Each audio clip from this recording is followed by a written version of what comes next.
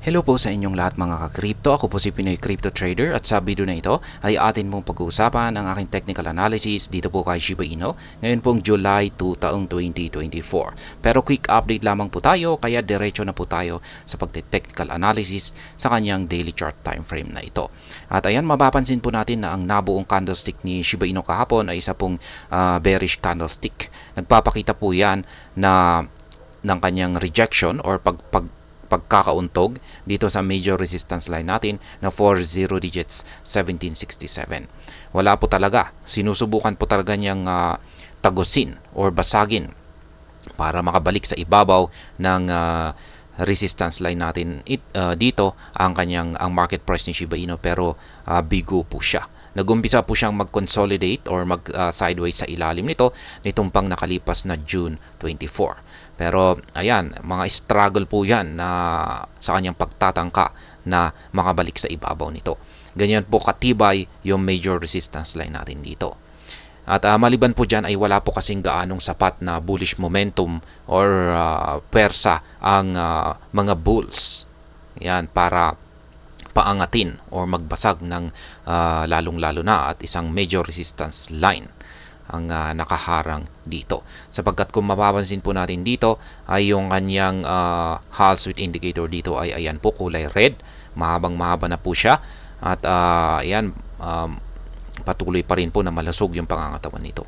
Pero mapapansin po natin na unti-unti na pong nag-curve yung kanyang pangangatawan dito, kung saan ay maaring sinyalis na rin po yan ng isang paghahanda para makarecover itong si Shiba Inu or paghahanda sa kanyang pagbangon. Pero syempre medyo matatagalan pa yan. Mas maganda po talaga kung pag yung lumiliit na yung sukat ng pangangatawan nito. Kaya yan po yung mas magandang entry. At sa ngayon ay dahil po sa nagko-curve siya, ay yan na rin po yung sinyals. Kung mapapansin po natin, dito siya nag-umpisa sa kanyang pag-curve. Yan, or pagbaluktot. Ay dito na rin po siya nag-umpisa na makaranas ng kanyang consolidation.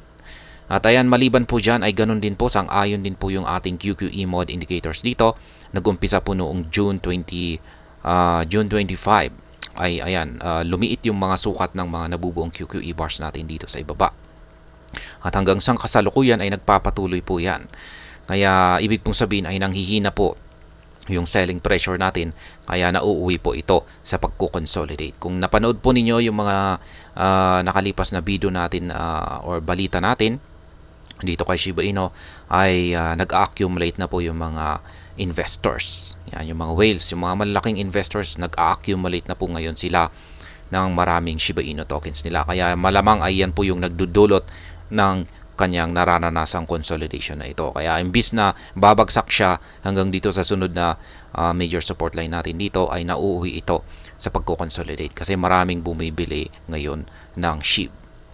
At ayan, kung nagpatuloy po ito na lumiliit yung sukat ng ating QQE bars dito, ay patuloy lamang po na magko-consolidate pa rin ang market price ni Shiba Inu. Ayan, maliban na lamang kung aabot na siya or lalabas na yung mga QQE bars natin dito na katulad nito, mga kulay blue dito sa upper portion ng ating QQE mode indicator na ito. Ayan, may posibilidad na po or may kakayahan na po na posibleng mabasag ni Shiba Inu ang major resistance line natin dito. Pero mas maganda po talaga kung maging yung ating Hall Sweet Indicator dito ay magbago na rin ng kulay, kung saan ay magiging kulay green. At kung pag yan, nagkatugma po yung ating dalawang indicators dito, ay sinyalis na po yan, isang malinaw na sinyalis na po yan na uptrend na or bulls na ang may control sa market ni Shiba Inu. Ibig pong sabihin ay dito na siya makakabangon at muling babalikan yung mataas na presyong kanyang huling pinatamaan. At dito po yan. Yan. At posibleng lampasan pa niya ito at aabot hanggang dito. Kaya yan ang dahilan kung bakit meron tayong nakaabang dyan na mga sell pending orders or take profit. Pero wag po tayong pakakasiguro sapagkat sa kasalukuyan ay yung mga bears pa rin ang may control sa market ni Shiba Inu. Ayan, red na red yung ating Hall Sweet Indicator at maging yung mga QQE bars natin ay red Kaya ibig sabihin ay maski ganito, maski nagpapakita po ng senyales na posibleng makarecover na itong si Shiba Inu, ay yung mga nananatiling mga bears pa rin ang may control or nakakalamang sa pagkontrol dito sa market ni Shiba Inu. Kaya ayan, zoom out po natin para makita po natin yung mga live spot trading positions ko rito kay Shiba Inu. Ayan po, meron po akong 5 na live yan mga sell pending orders or take profit dito sa itaas at 2 buy pending orders naman po dito sa ibaba. Yung latest trade naman po natin dito ay nakabili po ako rito noong June 18 sa resistance level natin na ito, 40 digits 1767. Kaya ayan, kung nais po ninyong kopyahin or gayahin ay ayan po yung aking mga live spot trading positions dito kay Shiba Inu. Sa mga bago lamang po rito ay ang ginagamit kong platform dito ay ang TradingView. Yung 2 indicators naman po na gamit ko rito ay yung nandito sa chart ay yan po ang Wall Street Indicator. Yung nandito naman po sa ibaba ay yan naman po ang tinatawag na QQE Mode Indicators.